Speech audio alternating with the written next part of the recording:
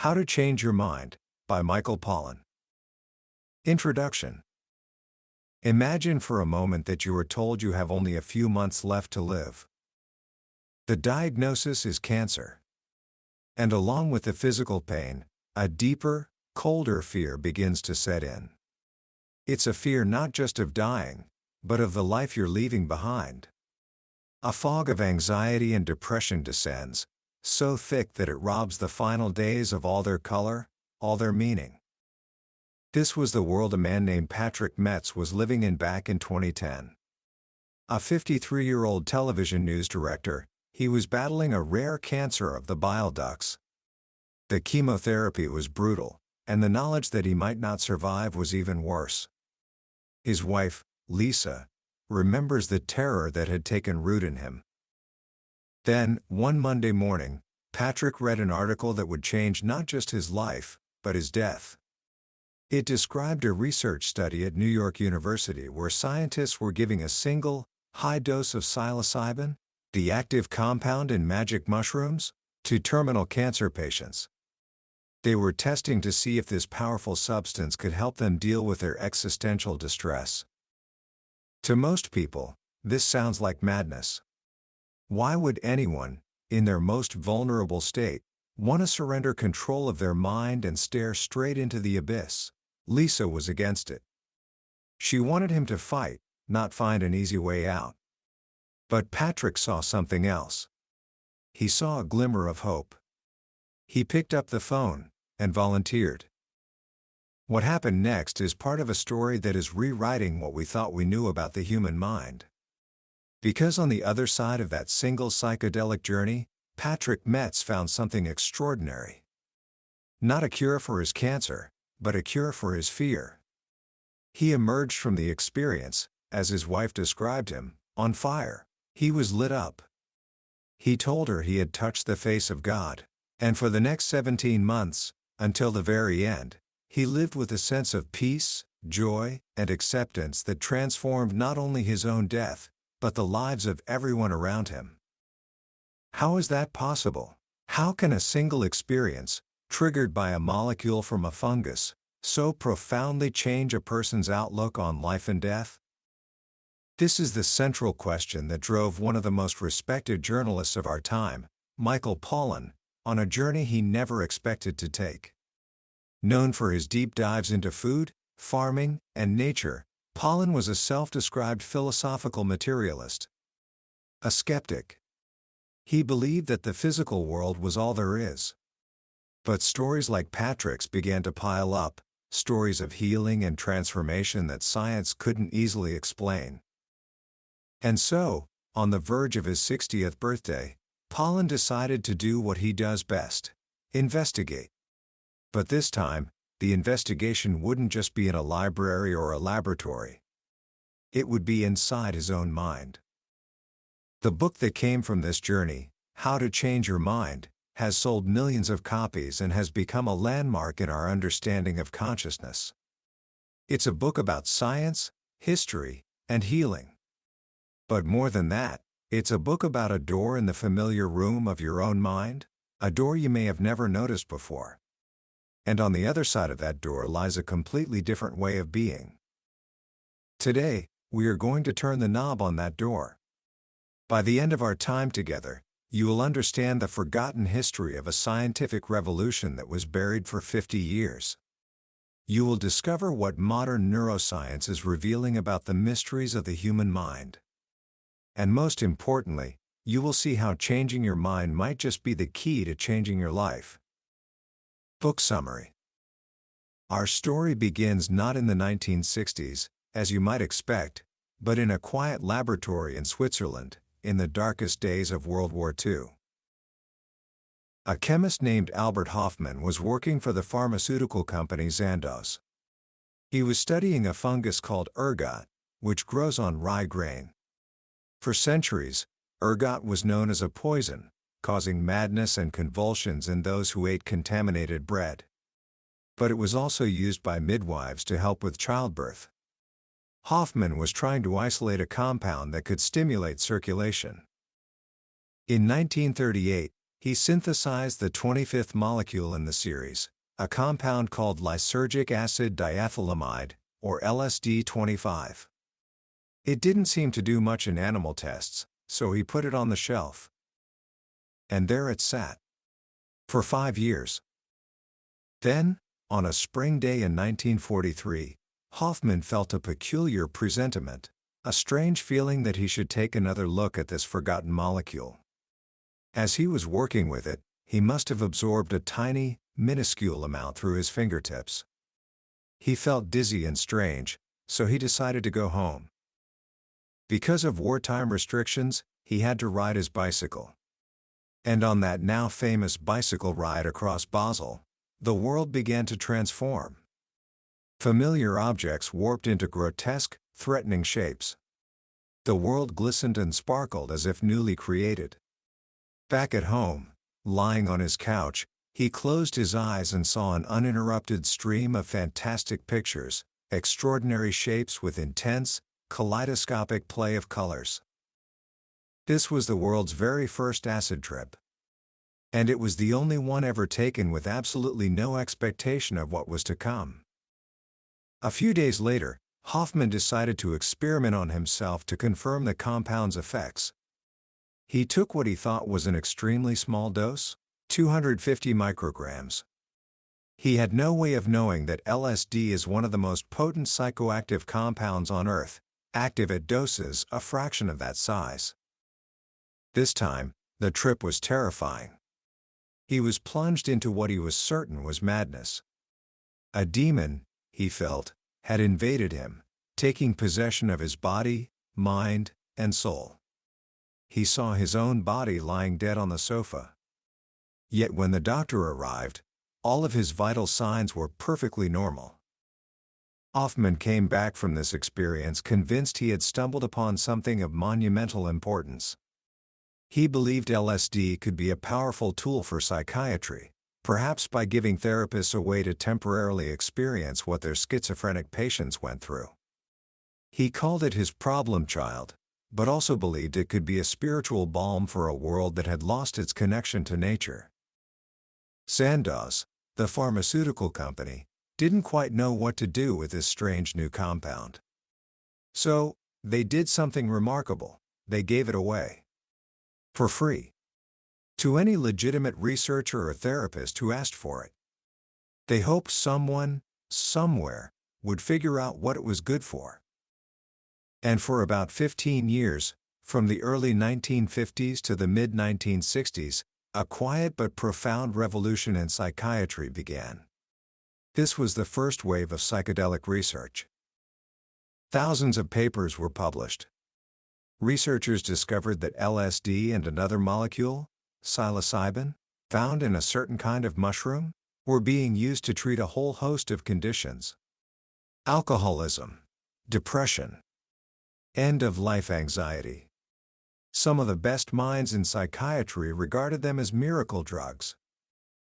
One of the most promising areas was the treatment of alcoholism. In Saskatchewan, Canada, two psychiatrists named Humphrey Osmond and Abram Hoffer had a fascinating idea. They noticed that many alcoholics only managed to get sober after hitting rock bottom, often in the form of a terrifying hallucinatory episode during withdrawal known as delirium tremens, or the DTs. They wondered, could a single high dose of LSD induce a controlled, therapeutic version of this experience, shocking the patient into sobriety? They tested this on hundreds of alcoholics, and the results were astonishing. In roughly half the cases, the treatment worked. But when they interviewed the patients, they found something unexpected. The patients weren't describing a terrifying madness. Instead, many described something closer to a spiritual epiphany. A mystical experience. They felt a sense of oneness with the world, a new perspective on their lives that made their addiction seem small and irrelevant. This was a radical idea. It wasn't the chemical itself that was healing them, but the experience the chemical made possible. This idea spread. Even Bill Wilson, the co-founder of Alcoholics Anonymous, took LSD in the 1950s. He was convinced it could help others achieve the kind of spiritual awakening that had saved him from his own alcoholism, an awakening that, few people realize, was itself triggered by a psychedelic-like experience on the plant belladonna. Hollywood took notice too. Stars like Cary Grant underwent LSD therapy. He gave interviews saying it had stripped away his ego, made him a better actor, and helped him find peace. He declared himself born again. All across North America, from Canada to Los Angeles to New York, a network of researchers was building a body of knowledge.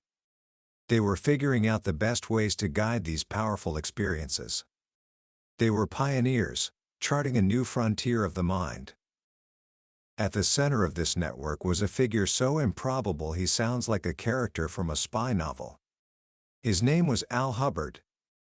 Known as Captain Trips, he was a former bootlegger, spy, and uranium millionaire who, after a vision from an angel, became the Johnny Appleseed of LSD. With a third-grade education and a satchel full of Sandoz LSD he carried everywhere, Hubbard believed his mission was to turn on the world's leaders, from the top down. He introduced an estimated 6,000 people to LSD, from executives and politicians to philosophers and artists. It was Hubbard who perfected many of the therapeutic protocols still used today. He understood instinctively that the cold, clinical environment of a hospital was all wrong for a psychedelic journey. He brought in comfortable couches, flowers, art, and music. He understood that the guide's role was to create a safe container, a space of trust where a person could let go and surrender to the experience. For a time, it seemed this new science was poised to change the world. And then, it all came crashing down. The story most people know begins, and ends, with one name: Timothy Leary. When Leary, a charismatic psychology lecturer at Harvard, first tried psilocybin mushrooms in Mexico in 1960, he was a latecomer to the party. He returned to Harvard a changed man, a prophet.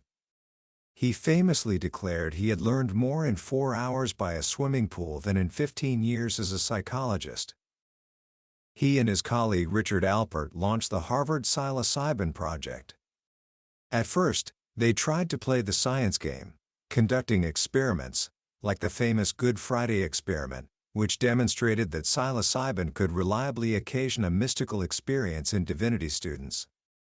But Leary's heart wasn't in the slow, careful work of science. He had seen a vision. He believed these drugs were too important to be confined to a laboratory or limited to the sick. They were for everyone. They were the key to cultural and spiritual revolution. His message was simple, and to a generation facing the Cold War and the Vietnam War, it was electric: turn on, tune in, drop out. The older generation of researchers, men like Humphrey Osmond and Al Hubbard, watched in horror. They had been working carefully, building legitimacy, trying to integrate these powerful tools into medicine and society. Leary, they felt, was throwing it all away with his flamboyant publicity stunts and his calls for mass consumption without proper guidance. Hubbard, the ex-spy, reportedly became so furious he thought about shooting Leary.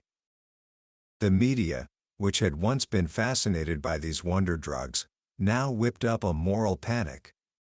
Stories of bad trips, psychotic breaks, and suicides filled the headlines. LSD, which had been a psychiatric miracle, was now a public menace, a destroyer of young minds. The backlash was swift and total. By 1966, Sandoz stopped distributing LSD. The government outlawed the substances, classifying them as Schedule I, meaning they had a high potential for abuse and no accepted medical use. Research ground to a halt. The first wave had crashed. An entire body of knowledge, a decade of promising research and clinical experience, was effectively erased. It was as if it had never happened. The door to this realm of consciousness was slammed shut, locked, and the key was thrown away. And for nearly 30 years, that's where the story ended. But then, something unexpected happened. Beginning in the 1990s, quietly, out of public view, a small group of scientists and psychonauts decided that something precious had been lost, and they were determined to get it back. This is the story of the Renaissance. And it's the story of how Michael Pollan, the skeptical journalist, found himself a part of it. By the time he reached his 50s, Pollan had a comfortable life, a happy marriage, a successful career. He had developed, as he puts it, a set of reliable mental algorithms for navigating the world. But he began to hear whispers of this new research. At Johns Hopkins, a highly respected psychopharmacologist named Roland Griffiths was giving psilocybin to terminal cancer patients.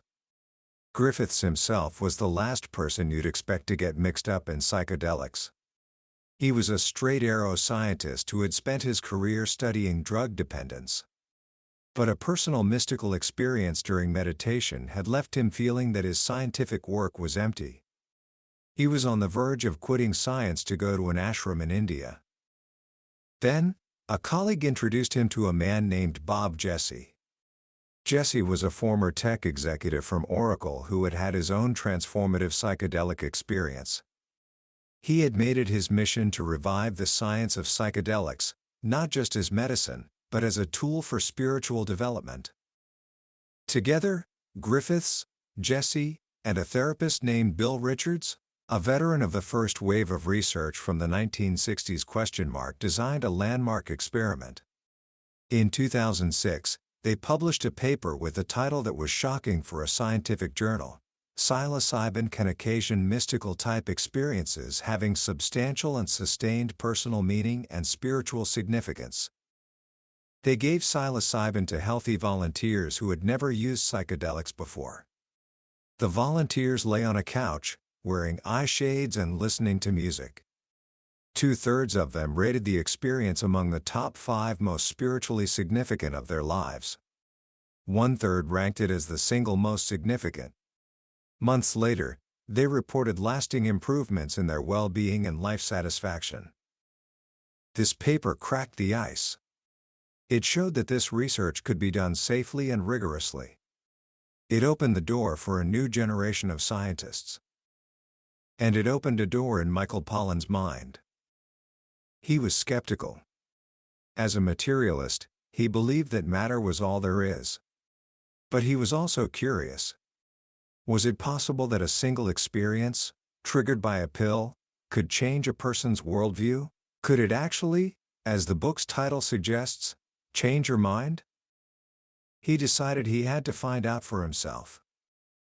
But the official trials were no longer accepting healthy normals. If he wanted to have this experience, he would have to go underground. This led him to a hidden world of guides and therapists who have been continuing the work in secret for decades. These are not reckless hippies, but professionals, psychologists, doctors, even ministers, who risk their licenses and their freedom because they believe so strongly in the healing power of these substances. Pollan's journey is the heart of the book. He takes us with him on 3 trips, each with a different guide and a different molecule. His first journey is with LSD. The guide is a man named Fritz, a German therapist living off the grid in the mountains, the son of a former Nazi SS officer. Pollan is nervous. But the experience is not what he expected. Instead of cosmic fireworks or terrifying demons, he finds himself on a deeply emotional journey through his own life and relationships. He sees his life with his wife, Judith, as a beautiful wooden structure being built, level by level, into the sky. He feels a flood of compassion for his father, seeing him not just as a parent but as a son with his own struggles. He weeps for a 4th-grade music teacher he and his friends used to torment, suddenly understanding the man's passion and their own casual cruelty. What floods him, above all, is love. Love for his family, for his friends, for people he barely remembers. He realizes, with the force of a revelation, that he has been stingy with his feelings. It's an experience that opens his heart.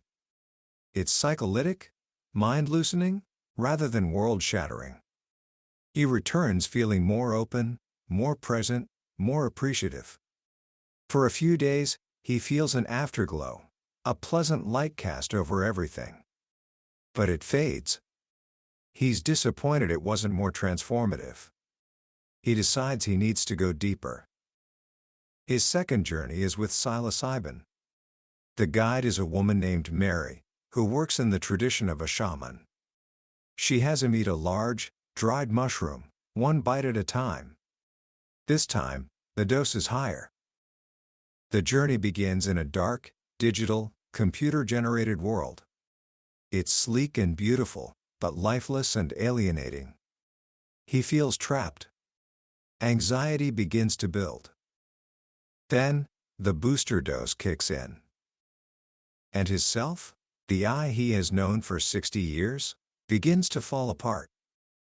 First, he becomes a sheaf of post-it notes, scattered to the wind. Then, he is spread over the landscape like a thin layer of butter. His ego, the voice in his head, the entity that worries and plans and defends, it's just gone. And what's left is not a void, but a pure, disembodied awareness.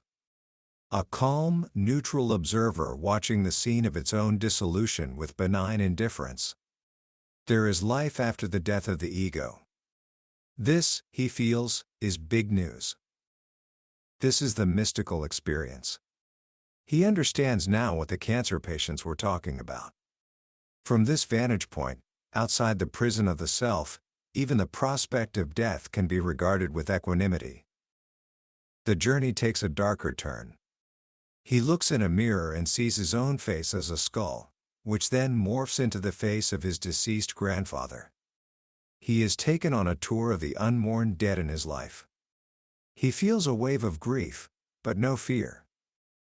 Then, Mary puts on a piece of music, Bach's Second Cello Suite. And in that moment, the music becomes everything. He is no longer listening to the cello. He is the cello. He feels the friction of the bow on his skin. He passes into the resonant black well of space inside the instrument. He is dissolved into the sound, a pure stream of worldly beauty. And in that merging, the fear of death loses its sting. He has had a kind of practice for dying, for letting go. His final journey is the most extreme. It is with a substance so powerful and obscure it's known simply as the toad. It's the smoked venom of the Sonoran desert toad, which contains a molecule called 5-MeO-DMT. The experience lasts only 30 minutes. But in those 30 minutes, the universe is unmade. He inhales the vapor from a glass pipe, and before he can even exhale, he is gone. It is not a journey, it is an explosion. He describes it as being strapped to the outside of a rocket at launch, the G-forces pulling his face into a grimace as the roar becomes all-consuming. His eye is annihilated. But this time, even the calm, disembodied observer is gone, consumed in what he can only describe as pure terror. It is the Big Bang run in reverse. Reality collapses, dimension by dimension, until there is nothing left. No time, no space, no self, no being. Only the roar. It is horrible. And then, just as suddenly, it reverses. Reality begins to reconstitute itself. Time and space return. His body reassembles. His eye slips back on like an old pair of slippers. And what follows is a wave of pure ecstasy. The pleasure that comes from the cessation of unendurable pain. He is alive. And with that comes a feeling of overwhelming gratitude. Not just for being alive, but for the very fact of being. The miracle that there is something rather than nothing. He emerges from these three journeys a different person. The staunch materialist is no more. He's not certain what lies beyond the material world, but he is certain that his accounts with reality were closed prematurely. The mind, he now knows, is vaster than he ever imagined. But the question remains, what was actually happening in his brain. This is where the new science of psychedelics offers its most stunning revelations. Robin Carhart Harris, a young neuroscientist at Imperial College London, has been using modern brain imaging tools to watch what happens to the brain on psychedelics. He expected to see brain activity increase. Instead, he saw it decrease. And the decrease was concentrated in one particular network, the default mode network, or DMN. The DMN is a fascinating part of our brain. It was only discovered in 2001. It's the network that's active when we're not focused on any external task. It's where our minds go to wander. It's where we ruminate, worry, and travel in time to the past and future. It's also the part of the brain that generates our sense of self, our ego. Neuroscientists sometimes call it the me network. The DMN acts like the brain's conductor, or its corporate executive. It sits at the top of a hierarchy, keeping order, filtering reality, and enforcing our habitual ways of thinking. What Carhart Harris discovered is that under the influence of psychedelics, the default mode network goes quiet. The conductor leaves the stage. And when that happens, two extraordinary things occur. First, the ego temporarily dissolves. The sharp boundary between self and world, subject and object, melts away. This is the neural correlate of the mystical experience of oneness. Second, the rest of the brain starts talking to itself in new and unusual ways. Regions that don't normally communicate with each other form thousands of new connections. The brain becomes less specialized and more globally interconnected.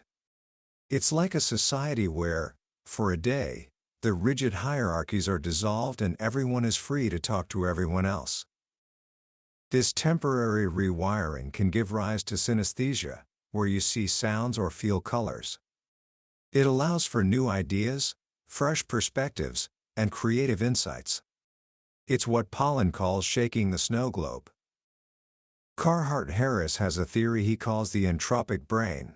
He suggests that mental health depends on a balance between order and disorder, or entropy. Some mental illnesses, like depression, addiction, and obsession, aren't a lack of order, but an excess of it.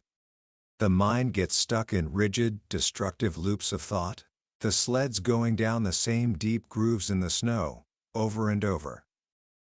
Psychedelics, by temporarily increasing entropy and flattening the snow, can act as a reset.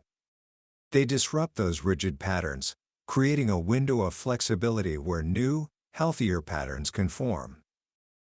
This aligns with the work of Alison Gopnik, a developmental psychologist who argues that the consciousness of a young child is very much like the mind of an adult on psychedelics.